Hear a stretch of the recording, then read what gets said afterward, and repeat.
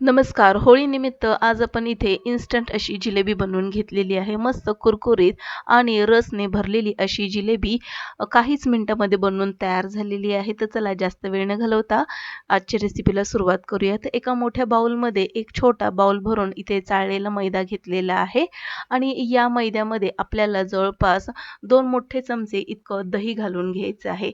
जर आपण मार्केटमधली जिलेबी खाल्ली असेल तर त्यामध्ये हलकासा एक आंबटपणा असतो आणि हलकासा एक आंबटसर असा स्वाद देखील असतो. तर आता तो येण्यासाठी यामध्ये आपण दही घातलेलं आहे आणि इथे आपण खायचा सोडा घालू शकतो किंवा इनो घालू शकतो. आता इथे मी इनोचा वापर केलेला आहे. अर्धा चमचा इथे मी इनो घालून घेतलेला आहे. आता हे मिश्रण आपल्याला फेटून घ्यायचं आहे. तर आता फक्त दही फेटून घेतलेलं आहे मी आणि यामध्ये आता आपण पाणी घालून व्यवस्थित हे मिश्रण फेटून घेऊया. तर मिश्रणाची कन्सिस्टन्सी व्यवस्थित तयार होण्यासाठी थोडं-थोडं पाणी आपल्याला घालून घ्यायचं आहे. त्याचबरोबर या जिलेबीला हलकासा आंबटसर स्वाद आणि फ्लेवर येण्यासाठी त्यामध्ये दही आवर्जून घाला. तरच इन्स्टंट जिलेबी खाण्याचा एक मजाच वेगळी आहे. तर आता इथे मी आणखीन थोडंसं पाणी घालून घेतले. पुन्हा हे मिश्रण आपण व्यवस्थित फेटून घेऊया. आता यामध्ये आपल्याला थोडासा फूड कलर घालून घ्यायचा आहे. त्याआधी आपण याचं मिश्रण बघणार आहोत. अशा प्रकारे याची कन्सिस्टन्सी हवी आहे. यापेक्षा तुम्ही थोडीशी दाटसर कन्सिस्टन्सी ठेवली तरी देखील चालेल. आता यामध्ये मी पाव चमचा इतका खायचा फूड कलर घालून घेतलेला आहे. एकतर हा फूड कलर तुम्ही या मिश्रणामध्ये घालू शकता किंवा मिश्रणामध्ये न घालता तो फूड कलर तुम्ही तयार केलेल्या पाकामध्ये देखील घालू शकता. आता मी हा फूड कलर या मिश्रणामध्ये घालून घेतलाय. छान असं हे मिश्रण फेटून घ्यायचंय आणि जर तुमच्याकडे वेळ असेल तर 5 मिनिटासाठी हे मिश्रण अशाच प्रकारे झाकून बाजूला ठेवून द्यायचंय. तर आता हे मिश्रण तयार आहे. याला मी बाजूला ठेवून देत आहे. तोपर्यंत आपण पाक बनवून घेणार आहोत. 1 वाटी मैदा आपण ज्या वाटीने घेतला होता त्याच वाटीने इथे आपल्याला 1 वाटी साखर घालून घ्यायची आहे आणि त्यामध्ये अर्धा ग्लास पाणी घालून घ्यायचं आहे आणि याचा आता आपल्याला पाक बनवून घ्यायचा आहे. यामध्येच आपण 2 ते 3 ठेचलेल्या वेलच्या घालून घ्यायच्या आहे. तुमच्याकडे जर केसर असेल तर ते देखील तुम्ही इथे घालू शकता. आता इथे गॅस आपल्याला मध्यम आचेवरती करून ही साखर छान यामध्ये उकळवून घ्यायची आहे. तर पाक कसा तयार करावा? साखर पूर्णपणे विरघळली तर 1-2 उकळी आल्यानंतर हलकासा चिकटपणा या पाकाला लागायला लागतो. तेव्हाच आपल्याला इथे गॅस बंद करून घ्यायचे. पाक आपल्याला इथे एकतारी बनवून घ्यायचं नाही. एकतारी होण्याच्या मार्गावर असलेला पाकच आपल्याला हवा आहे. आता हे मिश्रण आपण एका बॅगमध्ये भरून घ्यायचे प्लास्टिकच्या. तुम्ही इथे पाइपिंग बॅग वापरू शकता किंवा जिलेबी बनवण्यासाठी प्लास्टिकचे मोल्ड देखील मिळतात, साचे मिळतात, त्याचा वापर करू शकता. तर माझ्याकडे ही झिपलॉक बॅग आहे, तर याचा वापर मी करून घेतलेला आहे. यामध्ये मी मिश्रण भरून घेतलेलं आहे आणि अशा प्रकारे आता ही बॅग आपण बंद करून घेणार आहोत. तर आता ही बॅग तयार झालेली आहे. आता ही बॅग आपण अशा प्रकारे वापरणार आहोत. तर या बॅगचा जो आपल्याला कोपरा आहे तो आपल्याला कट करून घ्यायचा आहे कात्रीच्या सहाय्याने.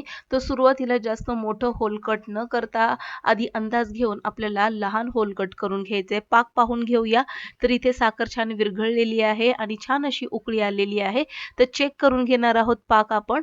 तर इथे आता हलकासा पाक हा बोटाला चिकट लागत आहे आणि आता हा पाक मार्गावर आहे तयार होण्याच्या.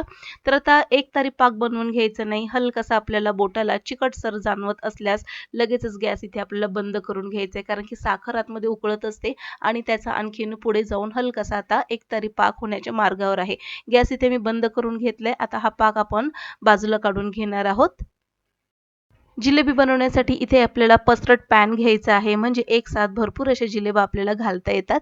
आता या ज्या बॅगचं मी जे कोपरा कट करून घेतला होता, तो आधीच लहान कट करून घेतला होता. त्यामुळे तयार होणारी जिलेबी आपल्याला अशा प्रकारे दिसत आहे. तळून झाल्यानंतर ती बऱ्यापैकी आकाराने दिसत आहे. पण आणखीन मी या ज्या बॅगचा जो कोपरा आहे, तो आणखीन थोडासा कात्रीने कट करून घेणार आहे. आता ही जिलेबी आपल्याला कुरकुरीत होईपर्यंत तळून घ्यायची. दोन्ही बाजूने छान अशी कुरकुरीत सोनेरी होईपर्यंत तळून झाल्यानंतर तिला काढून लगेचच आपल्याला तयार केलेल्या या पाकामध्ये घालून घ्यायचंय. तर आता ही तयार झालेली जिलेबी मी या पाकामध्ये घालून घेतली. दोन्ही बाजूने कुरकुरीत अशी तळून घ्यायची आणि आता याला आपल्याला 1 ते 2 मिनिटासाठी या पाकामध्ये ठेवून घ्यायचं. 1 ते 2 मिनिटामध्ये ही जिलेबी जी आहे मस्तपैकी पाक जो आहे तो शोषून घेते. 1 ते 2 मिनिटासाठी ही जिलेबी आपण पाकातच ठेवून घेणार आहोत आणि तोपर्यंत आपण जी शिल्लक राहिलेली जिलेबी करायची आहे ती आपण करून घेऊया. तर आता पुन्हा तेल इथे आपण गरम करून घेतलेलं आहे. तेल गरम म्हणजे मध्यम आचेवरती गॅस ठेवून घ्यायचे आहे आणि कात्रीने आता मी आणखीन थोडंसं होल मोठं करून घेतलेलं आहे आणि आता बघा अशा प्रकारे हा दुसरा घाणा पडलेला आहे. तर आता याच्या तयार होणाऱ्या जिलेब्या मस्तपैकी गोल गरगरीत अशा दिसत आहेत आणि मस्त दोन्ही साइडने टम्म अशा फुगलेल्या दिसतील. तर आता इतक्या जिलेब्या मी घालून घेतलेल्या आहेत. एका वेळेस जवळपास 7 जिलेब्या यामध्ये बसलेल्या आहेत. दोन्ही बाजूने खरपूस सोनेरी रंगावरती याला तळून घ्यायचे आहेत. तळण्यासाठी आपल्याला इथे जास्त घाई करायची नाही. गॅस कुठेही स्लो करायचा नाही किंवा फुल करायचं नाही. तर सोनेरी रंगावरती तळून झाल्यानंतर ह्या जिलेब्या मी पुन्हा या पाकामध्ये घालून घेतलेल्या आहेत. आता याला आपण काढून घेऊया. अशाच प्रकारे याला देखील आपण पाकामध्ये दोन्ही बाजूने छान असं बुडवून घेणार आहोत 1 ते 2 मिनिटासाठी आणि तयार झालेल्या जिलेब्या लगेचच आपल्याला काढून घ्यायच्या. तर फक्त 20 ते 25 मिनिटांमध्ये ही जिलेबी बनून तयार आहे. कुरकुरीत, रसरशीत अशी ही जिलेबी तयार झालेली आहे. व्हिडिओ आवडल्यास लाईक करून सबस्क्राईब करा, बेल आयकॉन प्रेस करा. पुन्हा भेटूया नवीन एका इंटरेस्टिंग रेसिपीसही. तोपर्यंत बाय.